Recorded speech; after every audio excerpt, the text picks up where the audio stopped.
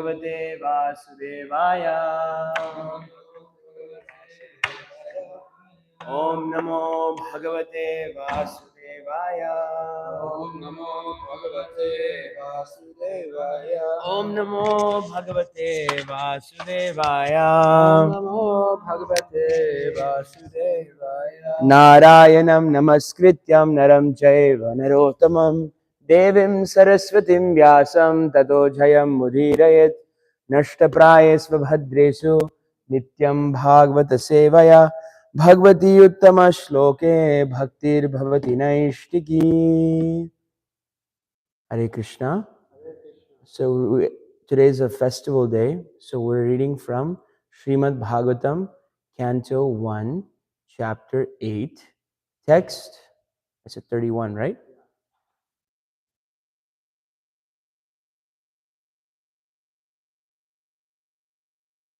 One, 8, 31.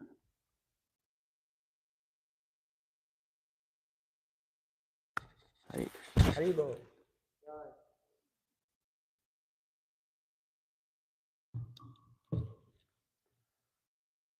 Got it?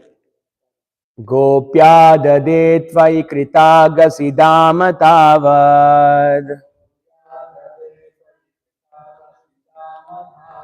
yate dashashu kalilanjana sambramaksham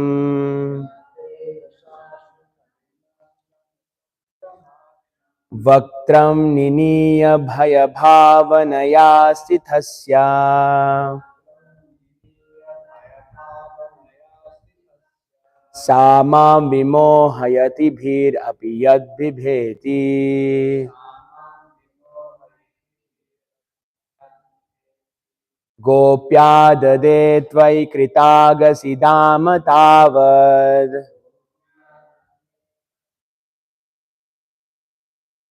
Yate dashashu kalilanjana sambramaksham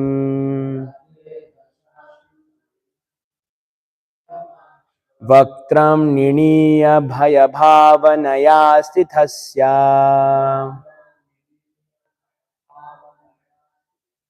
Samam vimohayati bhirapi yad bibheti. Gentlemen.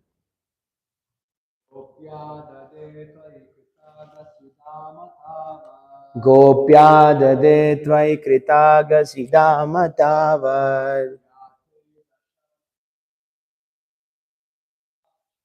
Yate dashashu kalilanjana sambramaksham Vaktram niniya bhaya bhavanaya sthasya Samam vimohayati bhirapi yad bibheti. Ladies.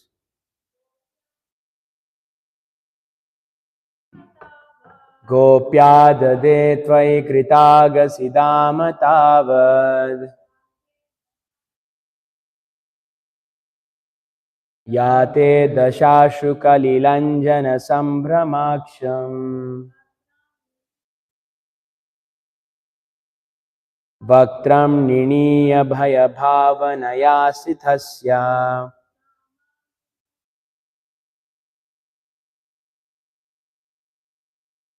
Sama vimohayati bhirapi yad bibheti. Gopi, the cowherd lady Yashoda, Adade, took up Tvai on your Kritagasi, creating disturbances by breaking the butter pot. Dama, rope.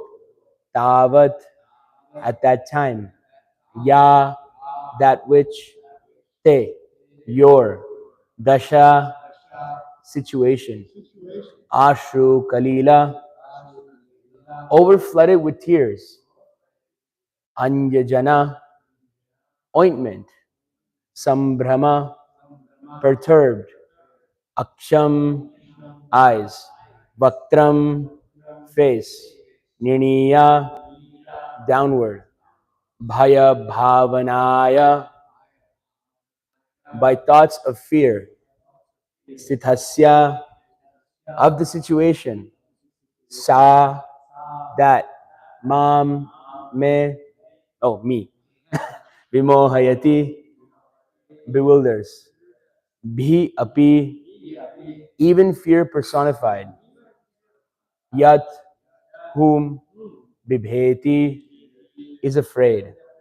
Translation: My dear Krishna, Yashoda took up a rope to bind you when you committed an offense, and your perturbed eyes overflooded with tears, which washed the mascara from your eyes. And you were afraid, though fear personified is afraid of you. This sight is bewildering to me.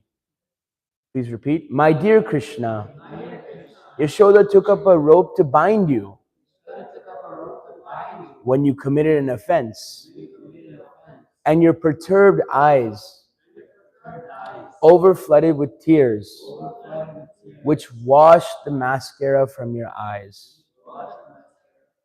And you were afraid, though fear personified is afraid of you.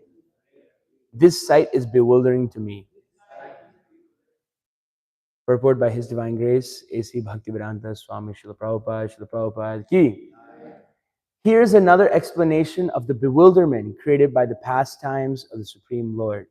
The Supreme Lord is the supreme in all circumstances, as already explained here. Here's a specific example of the Lord's being the supreme and at the same time a plaything in the presence of his pure devotee. The Lord's pure devotee renders service unto the Lord out of unalloyed love only, and while discharging such devotional service, the pure devotee forgets the position of the Supreme Lord. The Supreme Lord also accepts the loving service of his devotees more relishably when the service is rendered spontaneously out of pure affection without anything of reverential admiration.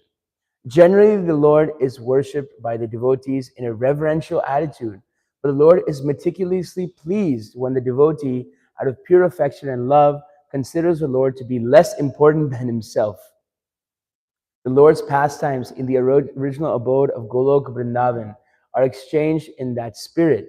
The friends of Krishna consider him one of them. They do not consider him to be of reverential importance. The parents of the Lord, who are all pure devotees, consider him a child only. The Lord accepts the chastisements of the parents more cheerfully than the prayers of the Vedic hymns. Similarly, he accepts the reproaches of his fiancés more palatably than the Vedic hymns. When Lord Krishna was present in the material world to manifest his eternal pastimes of the transcendental realm of Golok Vrindavan, as an attraction for the people in general, he displayed a unique picture of subordination before his foster mother Yashoda. The Lord, in his naturally childish, playful friends and his naturally childish, playful activities used to spoil the stocked butter of Mother Yashoda by breaking the pots and distributing the contents to his friends and playmates, including the celebrated monkeys of Vrindavan, who took advantage of the Lord's munificence. Mother Yashoda saw this, and out of her pure love, she wanted to make a show of punishment for her transcendental child. She took a rope and threatened the Lord that she would tie him up, as is generally done in the ordinary household.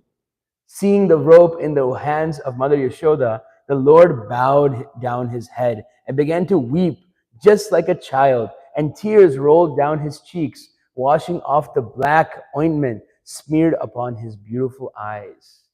This picture of the Lord is adored by Kunti Devi because she is conscious of the Lord's supreme position.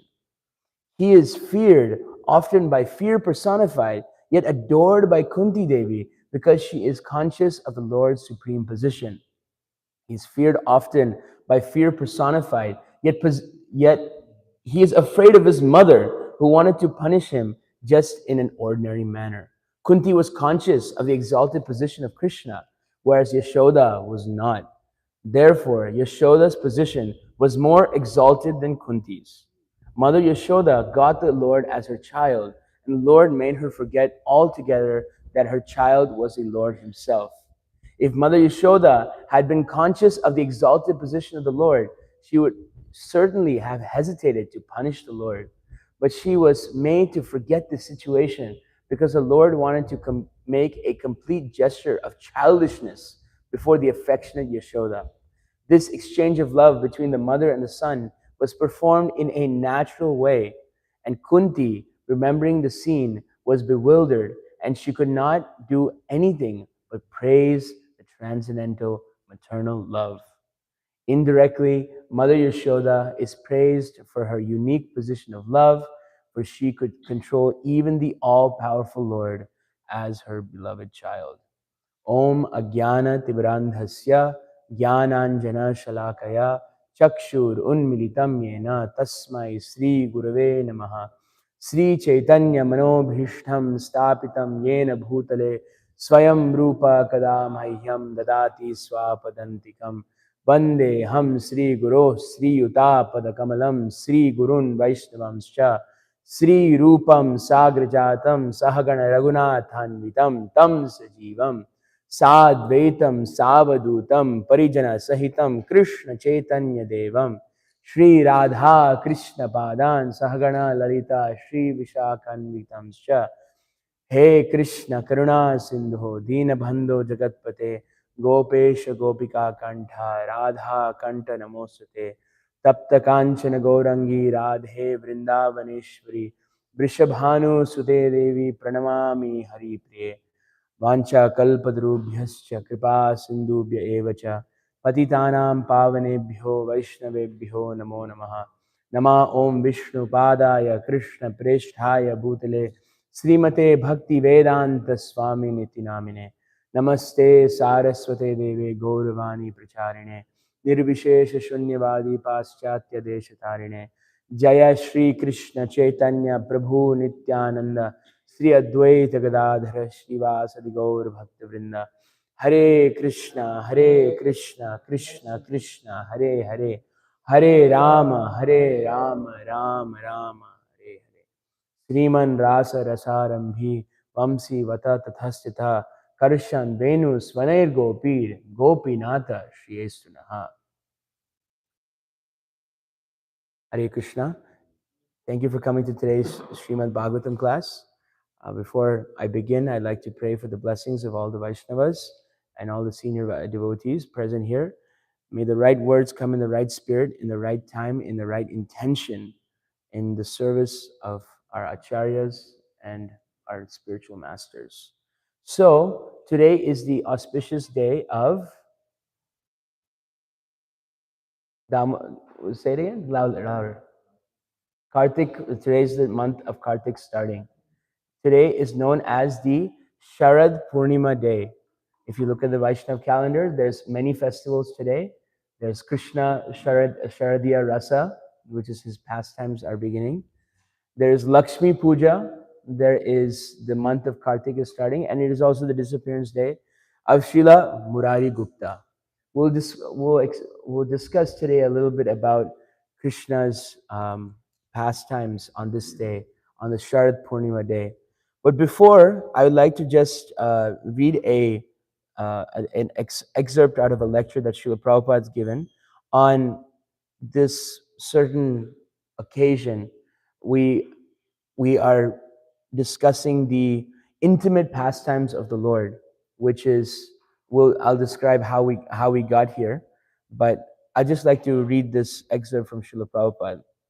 This is in a lecture, October 27th, 1975, in Nairobi, Kenya. But unless we are so advanced spiritually, we should not indulge in hearing about Rasa Leela.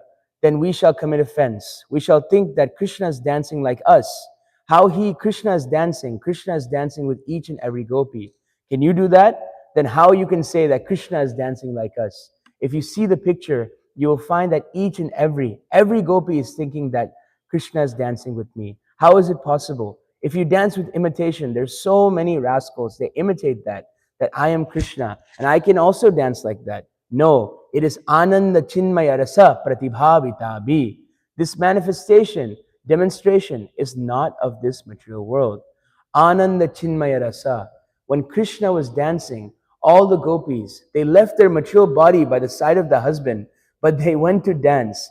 That is spiritual body. That is not material body. So don't indulge in that way, that Krishna's dancing and our dancing is the same. Then you will be mistaken. That will be offense. So we have to become advanced in spiritual understanding. And people, the so-called artists, they indulge in Krishna's pictures. He's dealing with the gopis. That is not very good. That is misleading. People may think, and actually that happens. If without being mature, without being advanced in spiritual consciousness, if one tries to understand or see Krishna Lila with the gopis, then he will be misled. Therefore, Sri Chaitanya Mahaprabhu, you will find, rigidly, he discussed this Krishna Lila with very confidential devotees. Ramananda Roy, not with others. He never discussed with Sarvabhauma Bhattacharya or Prakashananda Saraswati. He discussed on philosophy of Mayavad, but not on Krishna Lila. Krishna Lila he discussed with Ramananda Roy, most confidential devotee. And to understand Krishna, Vyasdev has devoted 9 chapters, 9 cantos, and then from 10th canto, he begins Krishna Lila. So Krishna Lila is the face of Krishna, smiling of Krishna. So here we have to practice to see the different parts of the body gradually from down. We first of all see his lotus feet, then gradually, so that is described. The 2 feet, they are called the first canto, second canto. In this way, we must go. Everything is very scientifically arranged. If we take it chronologically, according to the instructions of the Shastra, then it will be very easy. So, Srila Prabhupada in this section, he's giving us instructions about how to understand the Lord's most intimate pastimes. And we take shelter of Srila Prabhupada and Acharyas. There's a word in Sanskrit, it's called anushrinyat. We hear according to what our Acharyas have given. So Krishna is basically, it's his most intimate pastimes, this pastime of the Rasa Lila. So if we understand in Canto 1, Chapter 3, it's declared boldly after after Sutta Goswami is explaining the different incarnations of the Lord. He declares, Ete chamsa kala pumsam, Krishnastu Bhagavan Swayam. He says, all the incarnations of the Lord, there is Krishna, who is the Swayam Bhagavan. Now we have another reference, Deeparchireva Dihadasantaram Abhupetya, that just like a deepa, like a lamp, we see lamp, just how the different incarnations of the Lord, Ram, Nrsimha, Varaha, Vamana, they're actually non-different. They're non-different. Krishna is non-different from them. But Brahma Samhita is declaring that there's an original candle. There's one candle that is lighting every single one of them. And who is that candle? That is Krishna. So Krishna, he explains in 2 verses, if you're in the Bhakta course, you'll have to memorize these verses, about why he comes here. It's good to know why God comes anywhere. It's good to have a purpose in life. So God is declaring his purpose in this form. He's saying, Paritranaya sadhuna vinashaya chatuskritam dharma samstapanartaya sambhavami yuge yuge yada yada hi dharmasya glanir bhavati bharata abhyutham adharmasya tadatmanam sajamyaham. So Krishna is explaining he has come to pacify the sadhus or to give deliverance to the sadhus in vinashaya chaduskrit, the duskritas, the demons, to annihilate them. And we learn about Krishna. Now Prabhupada is giving a recommendation. We learn about Krishna step by step. The first 9 cantos. And why do we learn the first 9 cantos? You could say that Shukadeva Goswami, you should get to the essence, right? It's Parikshit Maharaj's last 7 days on this planet. You should just speak about Krishna. But Shukadeva Goswami found it so important to speak about the first 9 cantos. Now, why? Anybody want to shout out any reason why we read the first 9 cantos first? Anybody have any ideas? Yes, Dylan, go ahead.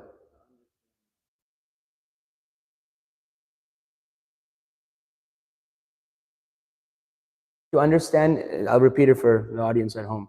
To understand that Krishna is the Supreme Personality of Godhead. Any other ideas? Yes, Prabhu.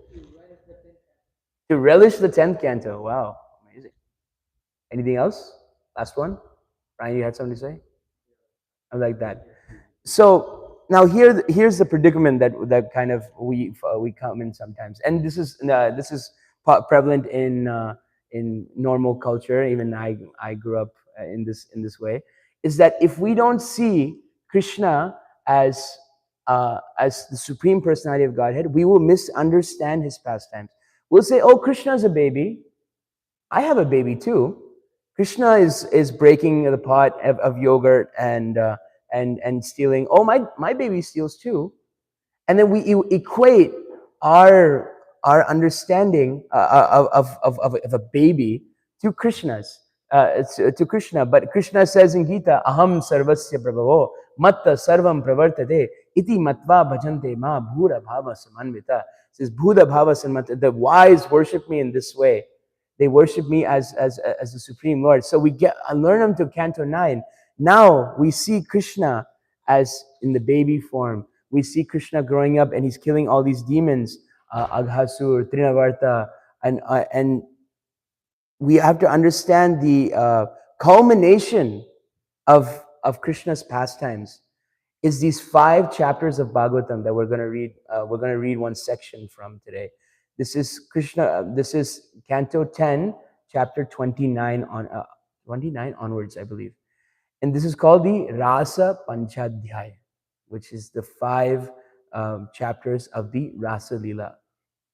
I heard from His Grace Ram Roy Prabhu once that this is it's a very interesting thing that the Shukadev Goswami, the highest devotees of the Lord, which are the gopis of Vrindavan, the topmost devotees of the Lord, he gives them 5 chapters.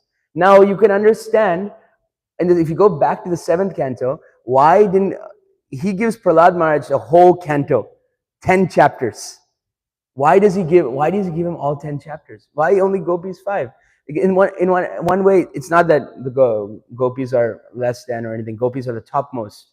The reason is that we have to understand Prahlad Maharaj's sacrifice and his fix and his ekanta bhaktir govinde, his one-pointed devotion unto Krishna so thoroughly and rigidly before we understand these 5.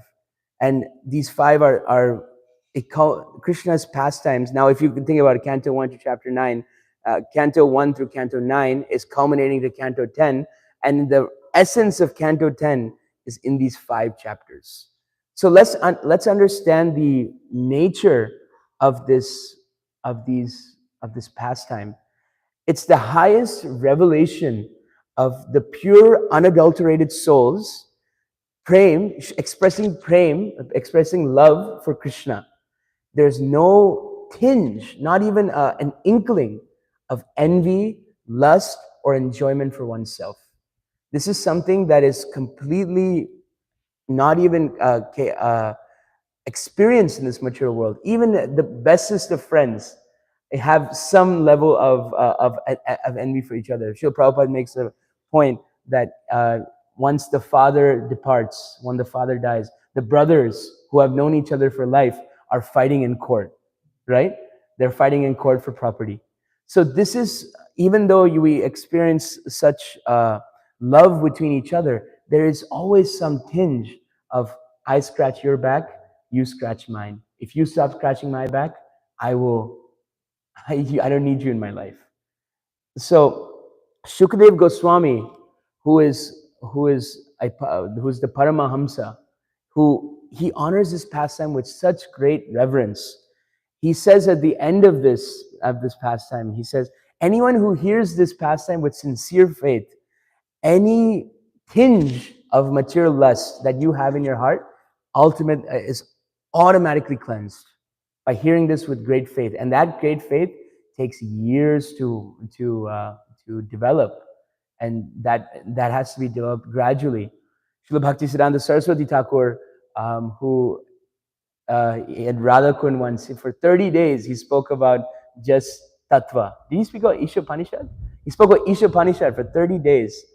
And then all the people who were, and in the month of Kartik, in 30 days, everybody's coming and hearing from him. And basically everybody's like, okay, he's gonna get to it. And then he just keeps speaking about the Isha Upanishad. And he spoke about One in Dhaka, he spoke about the first verse of Bhagavatam for 30 days. So he's just like relishing these things, but at the end he says that why do we not speak about these things so openly? He said actually anybody who's been practicing Krishna consciousness for 10 to 15 years must hear this. Even Srila Prabhupada in one lecture in Surat, I found a quote where he's saying that that we cannot avoid these things. We must hear these things. But how must how should we hear this? To anushrinyat, through the pure devotee of the Lord, and through the understanding that is given through them. Understanding everything, everybody understanding. Danish bona fide. So Sukadeva Goswami honors this pastime, and who is Sri Chaitanya Mahaprabhu, the best of sannyasis. He says, Krishna says, who is most dear to me? Which type of yogi? Yogi nam api sarvesha madgate nantaratmana shraddhavan bhajate yo mam. Anybody who has shraddha and worships me with bhakti, they are the best of yogis. Now, Sri Chaitanya Mahaprabhu says in Chaitanya Charitamrita that anybody who no yogi has ever achieved what the gopis have achieved. No meditator, no jnani. They have yogis, jnanis, karmis. No matter how high they've come, they will not reach a higher role than the simple cowherd girls of Vrindavan. This is a specific point by Sri Chaitanya Mahaprabhu, that the gopis of Vrindavan are the highest devotees of the Lord. What is the praman? We can understand, I think this is given by Vishwanath Chakravarti Thakur in Chaitanya Manjusha. Aradhyo Bhagavan Brajesh Tanayas Tadham Vrindavanam Ramya Kvachidupasana Brajavadum Vargena Ya Kalpita Śrimad Bhāgavatam Pramanam Amalam Prema Pumarto Mahan. Sri Chaitanya Mahaprabhu Matamidam Tatradana Napara. If somebody asks you, what are you guys are joining Krishna consciousness, what do you believe in? Now this is, you can tell him, Aradhyo Bhagavan Brajesh Tanayas Tadhama Vrindavanam. That Krishna, as the king of Braja, and is the supreme worshipable. Aradhyo Bhagavan Brajesh Tanayas Tadhama Vrindavanam Ramya Kvachid Upasana Vrajavadum Vargena Yakalpita. That the gopis of Vrindavan are the topmost devotees of the Lord. Śrimad Bhāgavatam Pramanam Amalam. That the spotless Purana is the Śrimad Bhāgavatam. It is our ultimate praman, our ultimate authority. Śrimad Bhāgavatam Pramanam Amalam Prema Pumarto Mahan.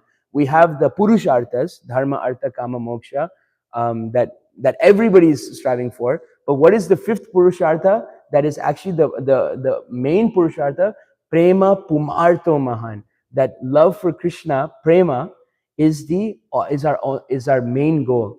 Sri Chaitanya Mahaprabhu Matamidam Tatradhana Napara.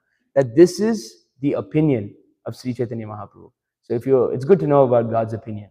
So so this is Lord Chaitanya's opinion, that the gopis of Vrindavan are the best devotees of the Lord.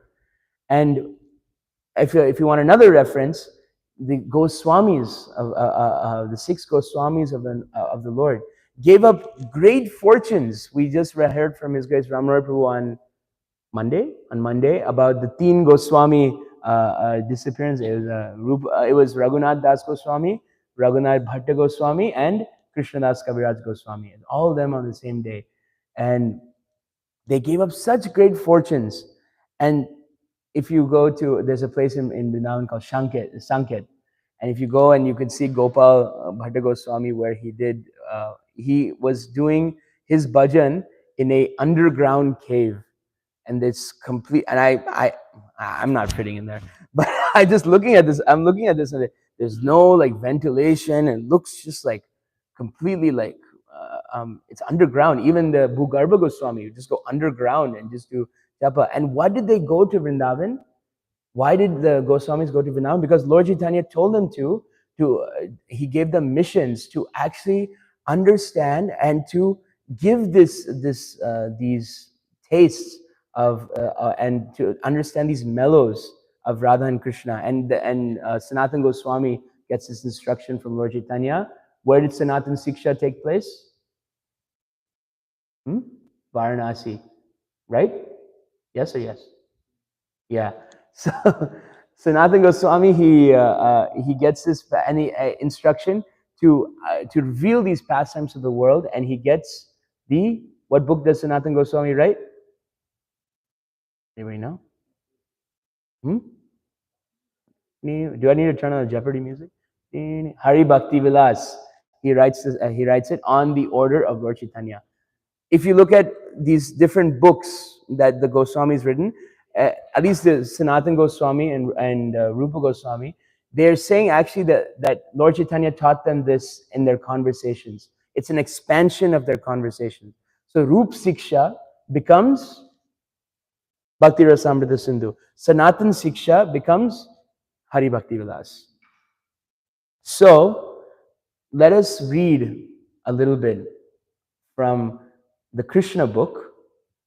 I'm going to read from chapter 29, the Rasa Dance Introduction.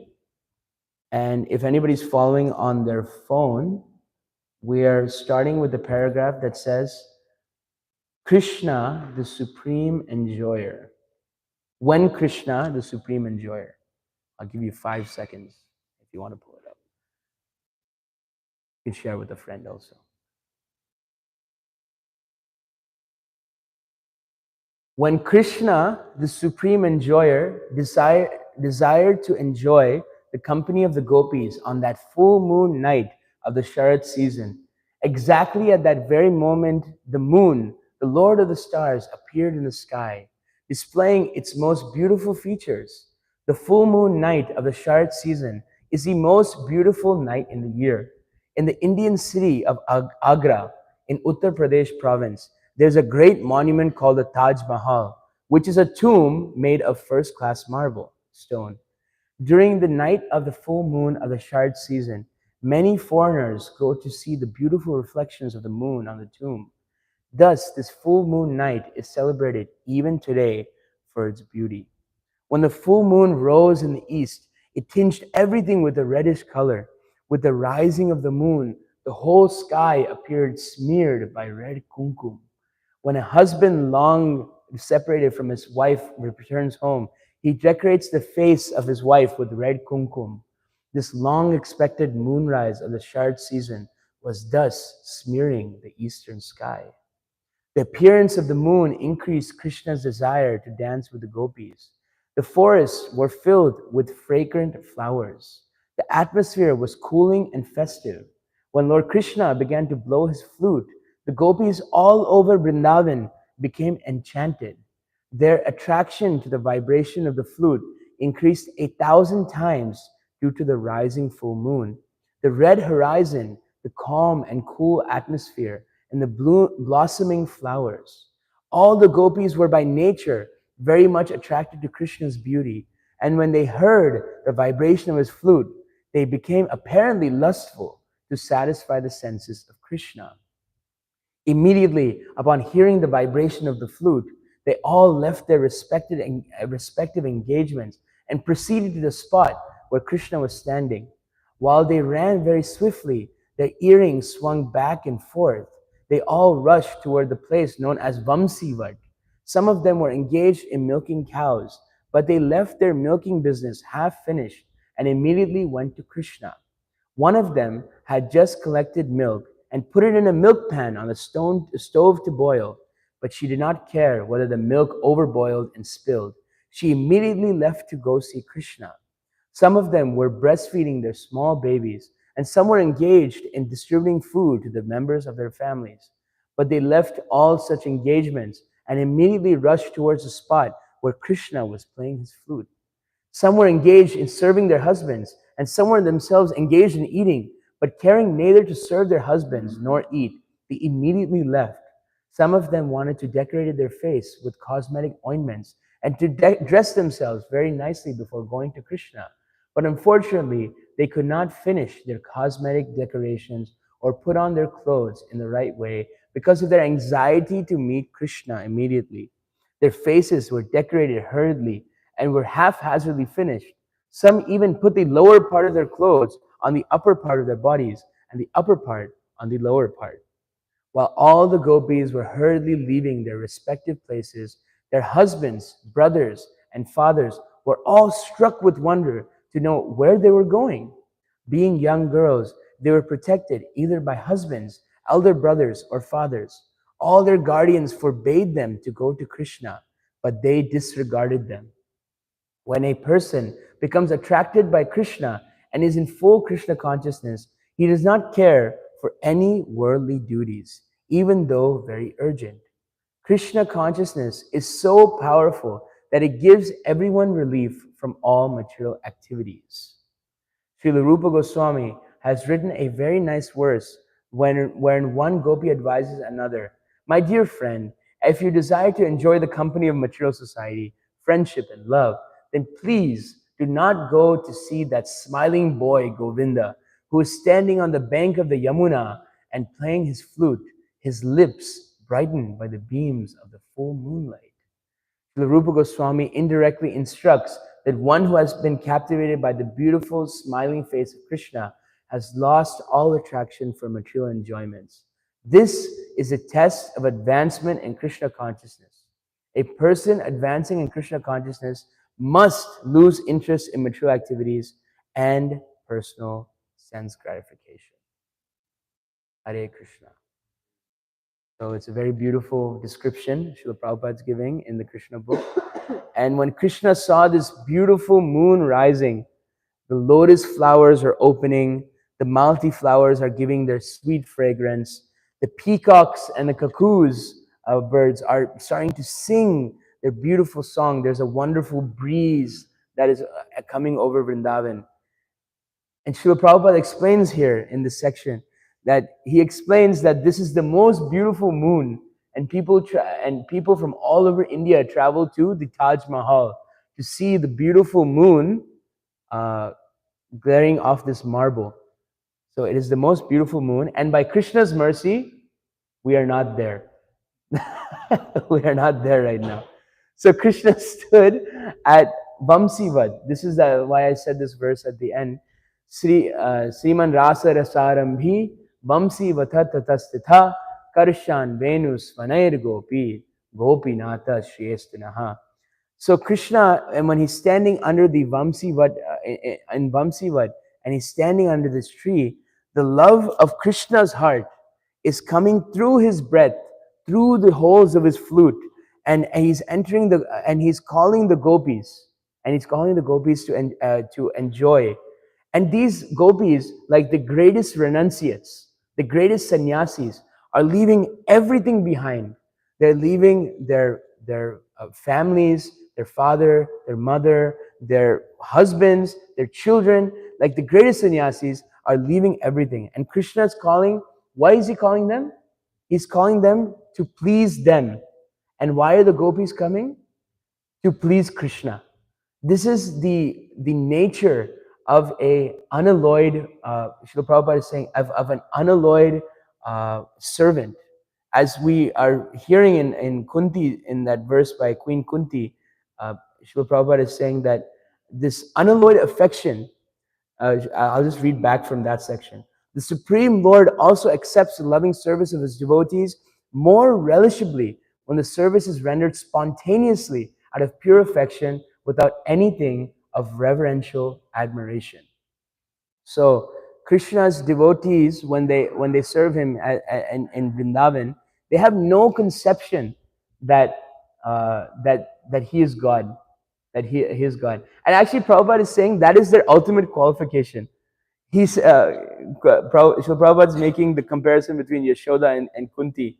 And transcendentally, he's saying that because Kunti was conscious of the exalted position of Krishna, whereas Yashoda's was not, therefore Yashoda's position was more exalted than Kunti's. Normally, when you know something, you become more exalted than a person, right? Like I know, like how to get to, like let's say how to get to Harinam today, to Jackson Heights. It's a difficult one, as we heard. Take the G train to the E train, and you got to check your MTA app. So naturally, if somebody does not know how to get to Harinam, that makes me better than him because I have more gyan, knowledge. But in this case, in terms of transcendental subjects, because Mother Yashoda did not know about Krishna's supremacy, Srila Prabhupada is saying that makes her higher than Kunti because Kunti was completely aware that that Krishna is the supreme personality of Godhead. So in that sense, Krishna's this pure relationship between the devotees and Krishna is actually what we should all be aspiring for in this month of Kartik. We heard that in this section of Krishna book, Srila Prabhupada is quoting Rupa Goswami, and he's saying that don't go and see that Govinda on the bank of the Yamuna, but actually Govinda is calling us every day through his flute, of course, and through the transcendental Mahamantra. But there's this verse in Brahma Samhita, Premanjana Churita Bhakti Vilochaneda, Santa Sadeva Hridayeshu Vilokayanti, Yam Shama Sundaram Achuntya Gunaswarupam Govindam Adi Purusham Tamaham Bhajami. He's saying that you need the ointment of love to see Krishna. Atheists will naturally demand, why don't you show me God? But they'll never say, am I qualified to see God? Is God my servant carrier? And he must be present before me. So in this way, to develop that pure relationship, this month of Damodar is given. We can every day meditate on this pastime of Krishna's mother binding God himself. How can you bind somebody that is unbound by anything? But by love, the Supreme Lord's devotee is binding his devotee, and you can always memorize these verses, remember these verses, and remember this pastime in order to even one drop of that love that Yashoda got, a drop of a drop. If that love can come in our hearts, our life will be successful. So in this connection, Srila Prabhupada says, I was reading a amazing conversation Prabhupada is having in Vrindavan, and he's saying, "What is Prabhupada? Can we do Urja Vrat? Urja Vrat means, in Prabhupada says, Urja Vrat means 24 hours a day chanting Hare Krishna, no stoppage. Are you able to do?" And Prabhupada's laughing to himself, and Prabhupada actually even he celebrated this Damodar Ashtakam in 26 Second Avenue in 1965 in October, and then they only had birthday candles. They had birthday candles in offer, and then they asked Prabhupada, why are we offering these candles to this picture? And Prabhupada said, it is to increase your devotion. So there's a whole Kartik Mahatmya section of Hari Bhakti Vilas. There's Digdarshani Tika of Sanatan Goswami explaining every verse of the Damodar Ashtakam. I recommend everybody to avail these scriptures and to take advantage of this month. Bhakti's on sale, Black Friday. Well, it's Black Thursday. So Bhakti's on sale. Take advantage of this month and always. I know, when we take vows, of course, it's sometimes difficult. I remember something when I was a kid. I would take these vows, like I'm going to chant 32 rounds, and do something. And then every day, every time during day 10, day 12, I'd just be like, okay, this is way too much for me. And I heard an amazing class by His Holiness Sachidananda Maharaj. And Sachidananda Maharaj says, in this Kartik, why don't you take, instead of taking horizontal vows, why don't you take vertical vows? We have already vowed so much to our spiritual master in Krishna consciousness, 16 rounds, 4 regular principles, and we add more and more things, extra things, which is, of course, it's amazing if you can pull them off. But Sachidananda Maharaj gives on a unique perspective. He says, instead of adding more vows, why don't we go deep into the vows that we've already taken? His Holiness Swami Bhagavan Keshav Maharaj said recently, he said in one class that one Kartik, I was looking and in the manner, and I did not have any time to do anything extra. But he said that I am going to chant my 16 rounds sitting in one place and not doing anything until I do it. He said that was my vow. that year. And he said it was one of the most deepest Kartiks of his life. So instead of adding more and more austerities, which is always good to have austerities with the body, I know I heard a class by Bhakti Dhir Damodar Maharaj yesterday, and he was saying that if no 16 rounds, no prasadam. I'm not going to force you guys to do that, but he's saying, but it's always good to have voluntary vows, but make sure it's maintainable and make sure it is reaching what the goal of the vow is to develop pure love for Krishna and to intensify our devotion towards Krishna. Vows without for any other purpose, oh, let me take a vow to not eat this. Maybe I lost 15 pounds during Kartik. that these vows will not be so. Yeah, and then you gain it back. These vows will not be so appreciated by Krishna because they have some material tinges to it. So I'd just like to end there or pause there. Does anybody have any questions, comments, reflections that may enhance the conversation? Yes, Narada Muni. Hare Krishna. All glories to Mother Aditya for getting these nice new microphones. Jai. Hare Bol. I was having a reflection about this idea of Mother Yashoda binding Krishna, and we hear that there's this idea of two fingers of endeavor and mercy, and so Mother Yashoda is working so hard, but then she's getting the help of all the other Vrajavasis and all the other gopis, and so it's also said that until all the Vrajavasis were present, Krishna also didn't allow her to bind him. So there's like this aspect of that mercy and endeavor also coming from relying on the mercy of other devotees. Mm. And so I'm reflecting on how I can, dig deeper to get more mercy from devotees, because I feel like sometimes it's so easy to just think I'm doing this on my own. So I was maybe wondering if you wanted to share some things, how we can actually dig deeper in our association with devotees so we can get more mercy from Krishna.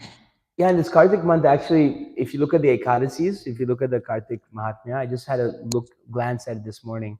It's saying on the Ekadasis, one should especially try to serve the Brahmanas, and you get so many different pious credits and things like that. So especially this month, you can meditate on what Brahma Prabhu sent this amazing purport from Chaitanya Charitamrita about Raghunath Bhatta Goswami. Raghunath Bhatta Goswami, he was saying in that purport, he was saying that the tendency to criticize was not even there in Raghunath Bhatta Goswami. So if we can't even do for the entire year, let's practice bhakti seriously in the month of Kartik. If you can't do the whole month of Kartik, there's a Bhishma Panchak, and there's so on and so forth. But in terms of criticizing Vaishnavas and to blaspheme the Vaishnavas, this month, let's give ourselves a break. Let's give ourselves a break from offending Vaishnavas and fault finding, and let's treat each other respectfully, and let's try. And I was mentioning this point that by Krishna's mercy, we're not at Vrindavan to see this full moon, but don't think for a second that we're disconnected from this. Srila Prabhupada said this temple is an embassy of Vraj, and Srila Prabodhananda Saraswati has a beautiful verse. Yatha yatha gaura padara vinde bhaktim krita punya rashi tatha tathot sarpati hridya kasmad radha padam bhoja sudhamdu rashi. To the degree we surrender to the service of Lord Chaitanya, which is this Sankirtan mission, to that degree we acquire qualification to the service of Srimati Radharani's lotus feet in Vrindavan. This is Prabodhananda Saraswati saying this. So if you think that you're outside of Vrindavan, actually, because we have to, and you can only go to Vrindavan through Lord Chaitanya in Kali Yuga. You cannot go to Vrindavan anywhere else. So this temple, this Kartik, don't think of it outside of Vrindavan. We're still in the realm of Vrindavan as much as we surrender unto Lord Chaitanya and his preaching mission. And his Sankirtan mission. And I was hearing a class by Radha Maharaj to prepare for this, and he's quoting Ravindra Swarup Prabhu, and Srila Prabhupada said to Ravindra Swarup Prabhu, devotional service means cooperation for the pleasure of Krishna. This is what the gopis did. Remember, the gopis had no envy, no lust, no anger towards each other. So we can always think about that. And if one gopi is serving well, and all the other gopis are glorifying, yes, she is the best. And then no, she is the best. And they're always glorifying each other. So instead of this month, instead of always looking at things with critical nature, try to use your tongue in glorifying the Vaishnavas. Does that help a little bit? Okay. Any other questions, comments, reflections? So I wish everybody auspicious Kartik, and I really pray that all your spiritual desires for the pleasure of Sri Sri Radha Govinda come true, and together we can all cooperate and in the service of Lord Chaitanya while we're here in New York to enhance our Krishna consciousness and to enhance the Krishna consciousness of others. If anybody agrees to this in complete or in part or in whole, please unmute and say Hare Krishna. Hare Krishna. Vanchakalpadrubhyascha kripa sindhubhya eva cha patitanam pavanebhyo vaishnavebhyo namo namaha. Grantraj Śrimad Bhāgavatam ki, Kartik Maas ki, Sri Sri Radha Damodar ki. Boo. Jai Ho.